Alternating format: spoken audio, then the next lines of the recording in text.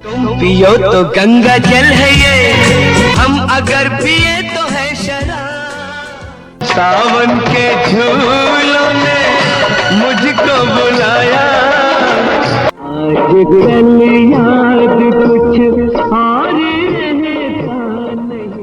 80 और 90 के दशक के एक ऐसे सिंगर जिनकी आवाज में ऐसी मिठास और कशिश थी कि जब वो गाते थे तब उन्हें सुनकर मोहम्मद रफी साहब की याद आ जाया करती थी। दुनिया में कितना गम है।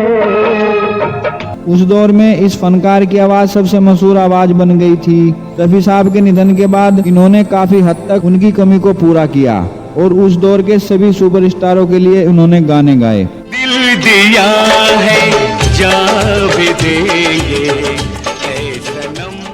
लेकिन क्या आप जानते हैं कि एक से बढ़कर एक सुपर हिट गाने देने वाले इस फनकार को वो शोहरत नसीब नहीं हुई जिनके वो हकदार थे।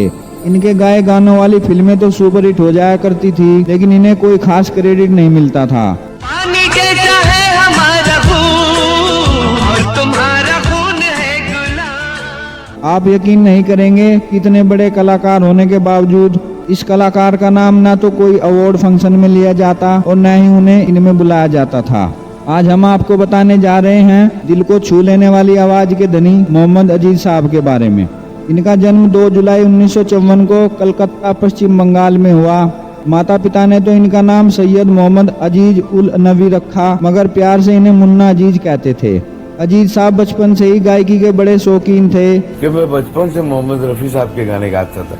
जब अजीज साहब कुछ बड़े हुए तो उन्होंने कलकत्ता में ही एक रेस्टोरेंट में बतौर सिंगर नौकरी करना शुरू कर दिया। कर दे जिगर में मेरा हाल वो किया। एक दिन उस रेस्टोरेंट में एक बंगाली फिल्म निर्माता आए। उन्होंने जब अजीज साहब की आवाज सुनी तो उनकी आवाज उन्हें इतनी पसंद आ गई कि उन्होंने अजीज साहब को अपनी बंगाली फिल्म ज्योति में गाना गाने का मौका दे दिया। इस तरह से साल 1984 में आई बंगाली फिल्म ज्योति में इन्हें फिल्मों में गाने गाने का पहला मौका मिला। फूल के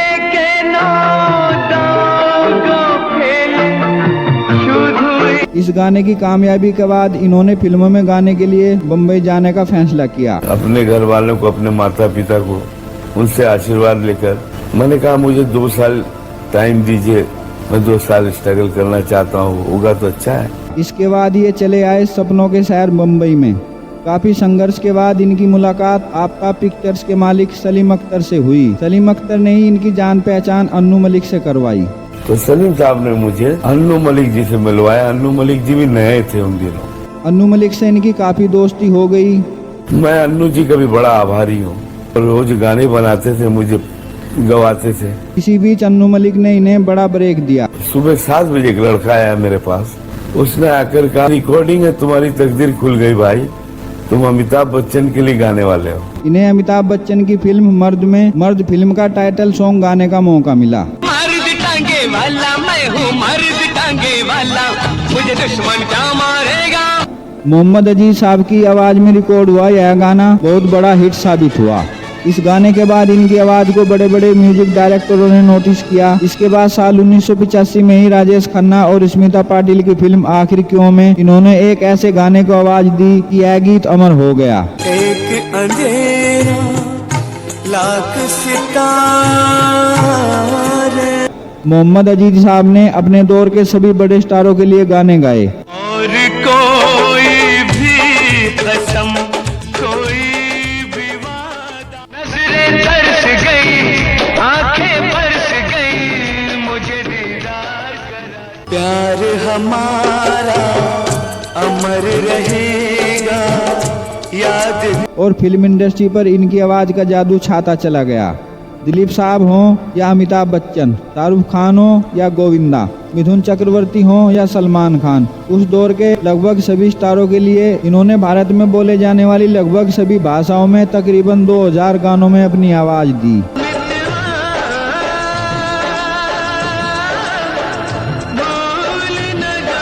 तेरा गम अगर न होता तो शराब। इन्होंने सूफी सॉन्ग, कव्वाली और ढेरों सारे भजन भी गाए। तुलसीदास कृत चौपाई, कबीरदास के दोहे और हनुमान चालीसा तक को इन्होंने अपनी आवाज दी। जय हनुमान, जय हनुमान, जय जय हनुमान नाम के लोकप्रिय टीवी सीरियल का टाइटल सॉन्ग भी इन्होंने ही गाया था।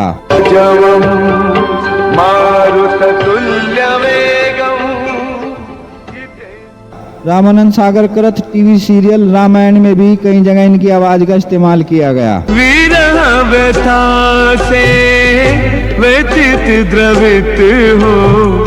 मोहम्मद रफी साहब की तरह ही सातवें सुर भी लगा लेने वाले बहुत ही विनम्र स्वभाव के ये सीधे साधे फनकार हिंदी सिनेमा की राजनीति से दूर रहते थे और अपने काम को बड़ी ईमानदारी से अंजाम देते थे।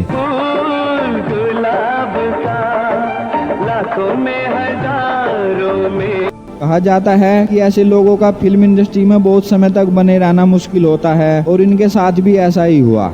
एक ऐसा वक्त आया कि न तो इन्हें किसी अवार्ड फंक्शन में बुलाया जाता था और न ही वहाँ इनका नाम ही लिया जाता था। मैं 3 बार फिल्म फेयर अवार्ड में नॉमिनेटेड था, किसी वजह से नहीं मिल सकी।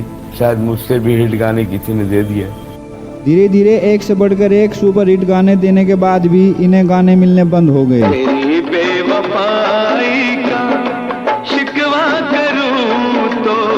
इस महान शख्सियत की लगातार अनदेखी हो रही थी। इस अनदेखी ने ही इन्हें अंदर से तोड़कर रख दिया था। कई इंटरव्यू के दौरान इनका यह दर्द छलक भी जाता था। आज किसी अवार्ड फंक्शन में मुझे इनवाइट नहीं करते हैं। इतने बड़े बड़े अवार्ड फंक्शन होते हैं, मैं एक लेमैन की तरह घर पे बैठ के टीवी में देखता हूँ। मोहम्मद अजीज साहब लोगों के दिलों पर राज करने वाले फनकार थे। भले ही बॉलीवुड में इनकी बेकदरी हो रही थी, लेकिन इन्हें दुनिया भर से स्टेज शो के बुलावे आते रहे और लाइव शो में इनका जलवा कायम रहा।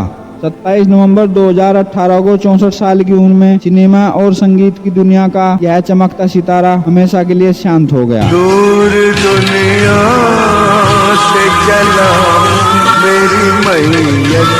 लेकिन विडंबना देखिए, कई स्टारों को अपनी आवाज से चमकाने वाले इस फनकार के अंतिम संस्कार में कोई नहीं आया और न ही किसी ने कोई ट्वीट तक ही लिखा। उठ गया हूँ मैं जहाँ से अपने कांधे पे। लेकिन हमारी टीम और यूट्यूब परिवार की तरफ से इस बेमिसाल फनकार को सलाम और श्रद्धांजलि।